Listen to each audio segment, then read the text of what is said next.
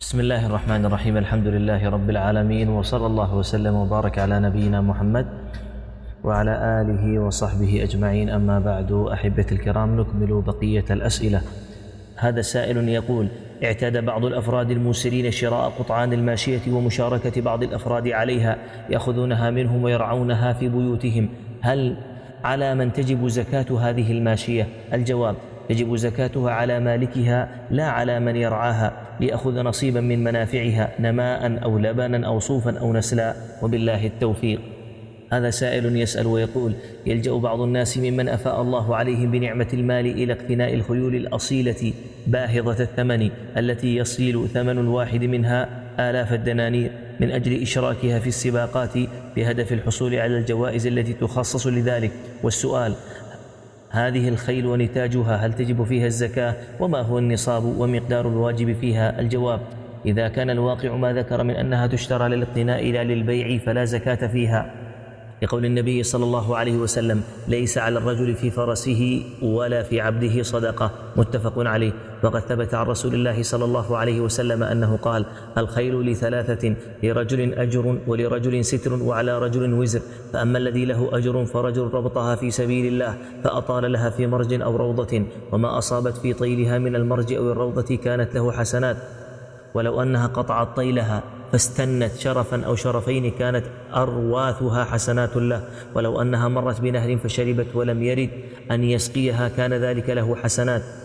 ورجل ربطها تغنيا وتسترا وتعففا لم ينس حق الله في رقابها وظهورها فهي له كذلك ستر. ورجل ربطها فخرا ورياء ونواء لأهل الإسلام فهي وزر، وبالله التوفيق. هذا سائل يقول: كيف أخرج الزكاة في الحالة الآتية؟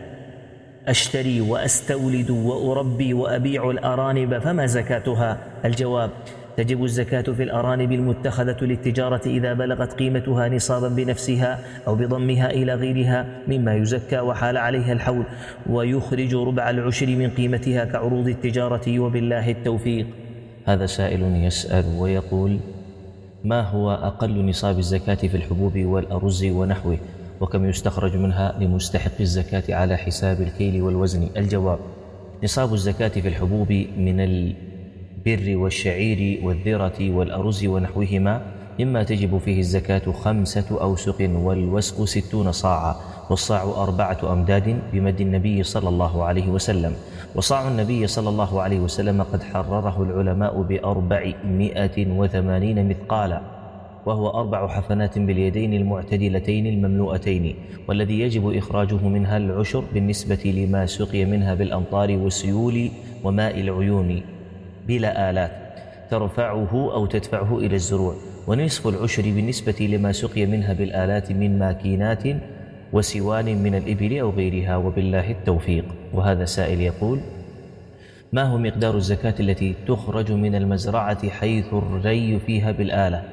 والسؤال الثاني: هل تخرج زكاة المزرعة بعد حسب قيمة المصروفات على هذه المزرعة أم قبل حساب تلك المصروفات؟ الجواب: تخرج زكاة الحبوب والثمار إذا بلغت نصابا فأكثر، بقطع النظر عما أنفق على المزرعة من مصروفات، لأن النبي صلى الله عليه وسلم كان يأمر عماله بخرص الثمار على أهلها ثم يأخذ الزكاة بموجب الخرص ولا يسألهم عن نفقاتها. ومقدار الواجب فيما سقي بالآلات نصف العشر، وما سقي بالأمطار والأنهار ونحو ذلك مما لا مؤونة فيه العشر.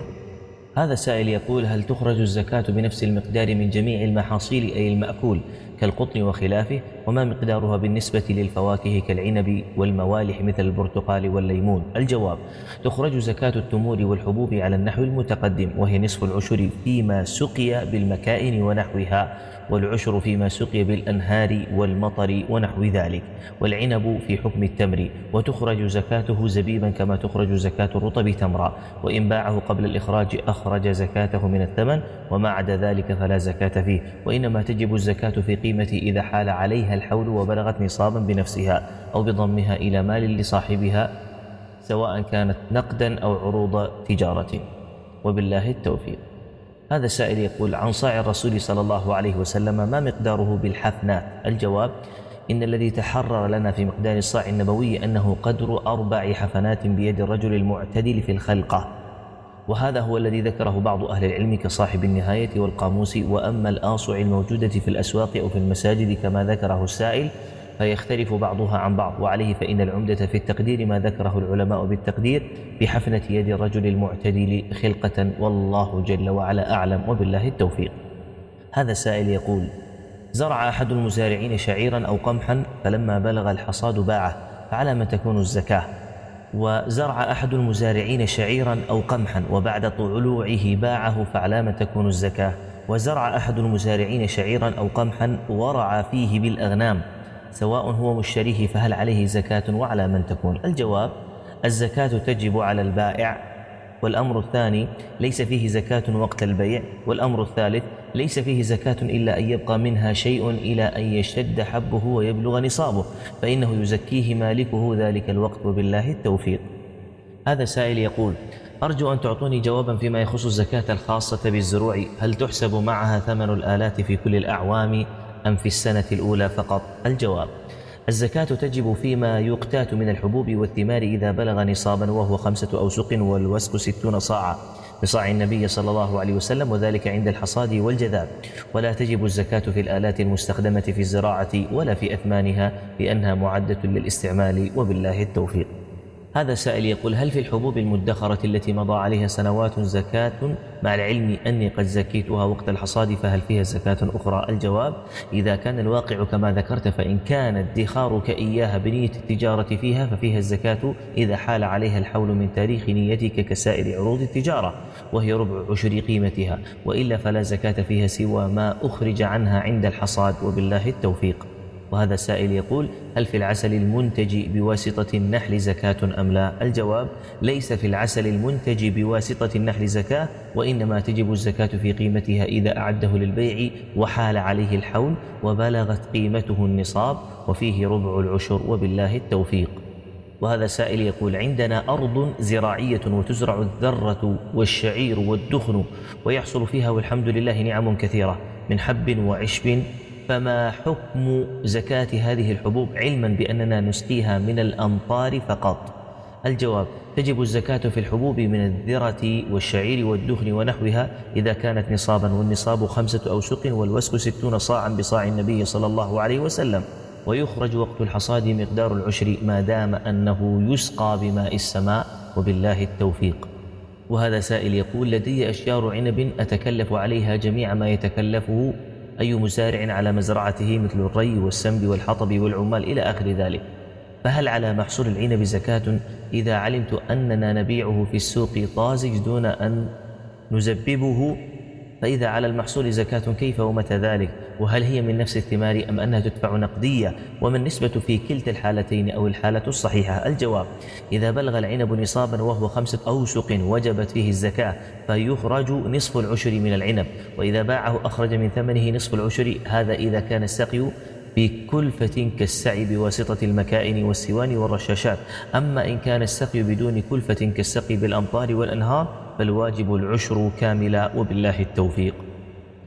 هذا سائل يقول: هل يجوز تزكية العنب؟ الجواب: تجب الزكاة في العنب إذا بدا صلاحه وكان نصابا وهو 5 أوسق والوسق 60 صاعا بصاع النبي صلى الله عليه وسلم، وتخرج الزكاة منه زبيبا، لما أخرج أبو داود عن عتاب بن أسيد رضي الله عنه أنه قال: أمر رسول الله صلى الله عليه وسلم أن يخرص العنب كما يخرص النخل، وتؤخذ زكاته زبيبا كما تؤخذ زكاة النخل تمرا وبالله التوفيق. وهذا سائل يقول: هل يجوز زكاة التين أم لا، علما بأنه يسقى من ماء المطر؟ الجواب: التين ليس فيه زكاة لأنه من جملة الفواكه كالرمان والكمثرى ونحوها، وليس مما يكال أو يدخر وبالله التوفيق. وهذا سائل يقول: هل في القهوة زكاة؟ الجواب: القهوة نوع من الحبوب التي تكال وتدخر، فتجب فيها الزكاة إذا بلغت 5 أوسق والوسق 60 صاعا بالصاع النبوي، ووقت خرصها إذا اشتد الحب، والواجب فيها العشر فيما سقي بغير مؤنة كالغيث والسيول وما يشرب بعروقه، ونصف العشر فيما سقي بكلفة كالدوال والنواضح والمكائن وبالله التوفيق. هذا سائل يقول: طلب مني أحد التجار أن أكتب لكم السؤال التالي، وهو أنه يملك مزرعة كبيرة من التفاح وبعض الثمار الأخرى، ويسأل عن كيفية إخراج زكاة هذه الثمار جميعا، علما بأن السقاية عن طريق حفر الآبار الارتوازية، مع العلم بأنه يستثمر الناتج من هذه الأموال لمشاريع أخرى مثل حلول الحول في بعض السنوات، ويبقى المال هكذا في كل ناتج، ويقوم بتسديد ما عليه ديون إلى البنوك وغيرها من الدائنين. وما هو الحكم للسنوات السابقة التي تم إخراج الزكاة عنها، وماذا أفعل، وما هي نصيحتكم له، لأنه كثير التعامل في البنوك ويأخذ منها الفوائد ويعطيها كذلك؟ نرجو الجواب على كل هذه التفصيلات السابقة، وأجركم على الله، وجزاكم الله خيرا في خدمة الإسلام وأهله. الجواب: أولا، أثمان الفواكه كالتفاح ونحوه كالرمان والبرتقال والطماطم ونحوها، إن صرفت ثمنها في حاجتك وفي قضاء الدين قبل أن يحول عليها الحول فلا شيء عليك، فإن حال عليها الحول وعندك من ثمنها ما يبلغ نصابا فعليك زكاته وهي ربع العشر. ثانيا، أما الثمار فقد أجملت السؤال عنها وهي ذات تفصيل، فإن كانت من الحبوب كالشعير والبر والأرز والذرة ونحوها، أو من العنب والتمر، فهذه الثمار فيها نصف العشر لكونها تسقى بمؤنة حسب ما ذكرت إذا بلغت نصابا، وهو 5 أوسق وهي 300 صاع بصاع النبي صلى الله عليه وسلم، ومقداره 4 حفنات باليدين المملوءتين المعتدلتين. أما الفوائد البنكية فهي من الربا المحرم، والواجب ترك المعاملة الربوية والتوبة إلى الله جل وعلا من ذلك، مع صرف الفوائد الربوية التي حصل عليها في وجوه الخير تخلصا منها وإكمالا للتوبة، وبالله التوفيق. هذا السائل يقول: هل على نبات القطن زكاة، وما قيمتها، وما هو النصاب، وهل تحسب التكاليف، إذ أن هذه النبات يحتاج إلى تكاليف كثيرة قبل خروج الزكاة؟ الجواب: لا تجب الزكاة في نبات القطن على الصحيح من أقوال العلماء، وهو قول جمهور أهل العلم في ذلك، لأن الأصل عدم الوجوب، ولم يثبت شرعا ما يخرج عن هذا الأصل، وبالله التوفيق. وهذا السائل يقول: هل في قصب السكر زكاة؟ الجواب: لا زكاة في قصب السكر المنتج بالزراعة، وإنما تجب الزكاة في ثمنه إذا باعه وحال على الثمن الحول، وكان نصابا بنفسه أو بضمه إلى مال زكوي لصاحبه نقدي أو عروض تجارة، وبالله التوفيق. وهذا سائل يقول: هل هناك زكاة في الحطب والحشيش والقصب الفارسي وغيره؟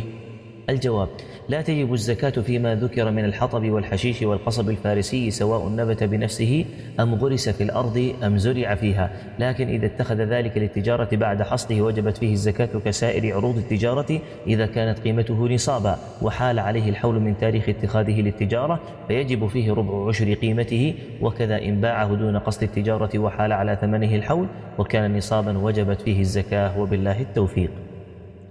هذا السائل يقول: إذا خرص عامل الزكاة مزرعة إنسان 10,000 صاع وهي لا تزيد عن 5,000، وكان الغرض من الزيادة تمكين المزارع من زيادة معونته، فهل يزكي 10 أم 5؟ الجواب: إذا علم المزارع بذلك وجبت عليه تقوى الله جل وعلا في ذلك، وألا يأخذ إلا ما يستحقه، فإن أخذ ما لا يستحقه اعتبر ما أخذه من الزيادة حراما، فإنه لم يعلم إلا بعد مغادرة العامل تعين عليه إخبار جهة الاختصاص بحقيقة ما لديه من زرع لتقوم نحو تصحيح التقدير بما يلزم، وليس عليه إلا زكاة محصوله. أما إن لم يعلم بذلك مطلقا فالأصل قبول ما يقدره الخالص وتزكيته، وبالله التوفيق.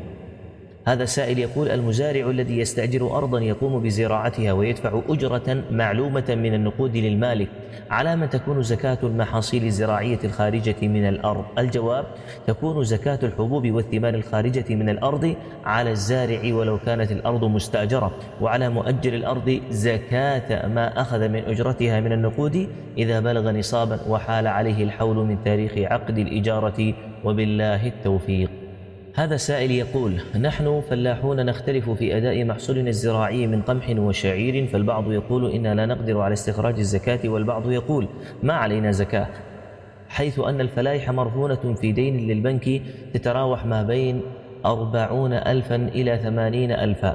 أفدنا خطيا رحمك الله، حيث أن غالب الفلاحين منكرون الراديو والاستماع إليه، ويطلبون منك إفادتهم في رسالة، وطلبوا مني أن أكتب لك هذه الرسالة نيابة عنهم، والله الهادي والموفق إلى سواء السبيل. الجواب: تجب زكاة المحصول الزارع من بر وشعير وتمر ونحوها من الحبوب والثمار إذا بلغ ذلك نصابا، ولو كان صاحب هذا المحصول مدينا أو كانت الأرض التي زرع بها مرهونة، لعموم قوله جل وعلا: وآتوا حقه يوم حصاده، وعموم قوله صلى الله عليه وسلم: فيما سقت السماء والعيون أو كان عثريا العشر، وفيما سقي بالنطق نصف العشر. نسأل الله أن يعينكم على تسديد دينكم وأن ييسر أموركم، وبالله التوفيق. هذا سائل يسأل ويقول: نعرف أن نصاب الذهب 20 مثقال، فما هو المثقال؟ الجواب: المحرر عندنا أن نصاب الذهب الذي تجب فيه الزكاة 20 مثقالا، ومقدار ذلك بالجنيه السعودي 11 جنيها و3 أسباع جنيه، وبالله التوفيق. وهذا سائل يسأل ويقول: ما هي 100 درهم التي تجب فيها الزكاة؟ وكم يكون إخراج الزكاة من الحبوب؟ وما نصابها؟ وإذا حصل الرجل على 3 أوسق أو 4 من مزرعتين أو أكثر، هل فيها زكاة؟ وهل تجوز الزكاة من المرأة لزوجها؟ الجواب: الدرهم قطعة فضة صغيرة، وهي عملة كانت رائجة في أول الإسلام، يبلغ وزنها 6 دوانق، أي نصف مثقال و5 مثقال، و100 درهم من الفضة هي نصاب الفضة. وإذا بلغت الحبوب نصابا وكانت مما يكال ويدخر فتجب فيها الزكاة عشرها إن كانت بلا مؤونة، ونصف عشرها إذا كانت بمؤونة، و3/4 عشرها إذا كانت بهما. ونصاب الحبوب 5 أوسق، والوسق 60 صاعا، فإذا كانت ثمرة الرجل 3 أوسق أو 4 فلا زكاة فيها، سواء كانت من مزرعة واحدة أو من أكثر من مزرعة. أما إذا بلغت 5 أوسق أو أكثر فتجب فيها الزكاة، سواء كانت من مزرعة واحدة أو أكثر، وسواء كانت ثمرة أو ثمرتين في السنة. ويجوز دفع المرأة زكاة مالها لزوجها إذا كان من أهل الزكاة، لأن نفقته لا تلزمها، ولما ورد من أن النبي صلى الله عليه وسلم أذن لامرأة عبد الله بن مسعود رضي الله عنهما أن تدفع زكاة مالها لزوجها عبد الله رضي الله عنه، وبالله التوفيق. وهذا سائل يقول: كم نصاب الزكاة بالنسبة البانكوت التركية؟ وتقدير البانكوت بالذهب أولى أم بالفضة؟ وما الفرق بينهما؟ الجواب: نصاب الذهب 20 مثقال، و20 المثقال تساوي 11 جنيها سعوديا و3 أسباع الجنيه. ونصاب الفضة 140 مثقالا، وهي 100 درهم من الدراهم الموجودة في عهد النبي صلى الله عليه وسلم، وهي تساوي 56 ريالا سعوديا فضيا. فإذا اجتمع لدى المسلم من العملة المذكورة التركية ما يعادل نصاب الذهب أو الفضة وحال عليها الحول، وجبت فيها الزكاة وأخرج منه ربع العشر. وفي حالة بلوغ الموجود من العملة المذكورة كل من نصاب الذهب أو نصاب الفضة فتقدر بالأحض للفقراء منهما لكونه أنفع لهم. أما إذا بلغت مقدار نصاب أحدهما دون الآخر فيجب تقديرهما بما بلغته منهما، وبالله التوفيق. وهذا سائل يقول: كم جرام في 20 دينار المذكور في باب الزكاة؟ وفي عبارة أخرى: دينار واحد يساوي كم جرام؟ أو 20 دينارا كم تكون زكاته في ريال السعودية حاليا؟ وكذلك 100 درهم. الجواب: أولا، نصاب الذهب بالجرام الحالي المعمول به الآن 91 جراما و3 أسباع جرام، وزكاته ربع العشر، ويساوي أيضا بالعملة السعودية من الذهب 11 جنيها و3 أسباع الجنيه. ثانيا، 100 الدرهم تساوي 56 ريالا فضيا من الريالات السعودية، وبالله التوفيق. وهذا سائل يقول: نود معرفة مقدار النصاب بالدولار. الجواب: مقدار نصاب الزكاة في الدولار وغيره من العملات الورقية هو ما يعادل قيمته 20 مثقالا من الذهب أو 140 مثقالا من الفضة في الوقت الذي وجبت عليك فيه الزكاة في الدولارات ونحوها من العملات، ويكون ذلك بالأحض للفقراء من أحد النصابين، وذلك نظرا إلى اختلاف سعرها باختلاف الأوقات والبلاد، وبالله التوفيق. والحمد لله رب العالمين.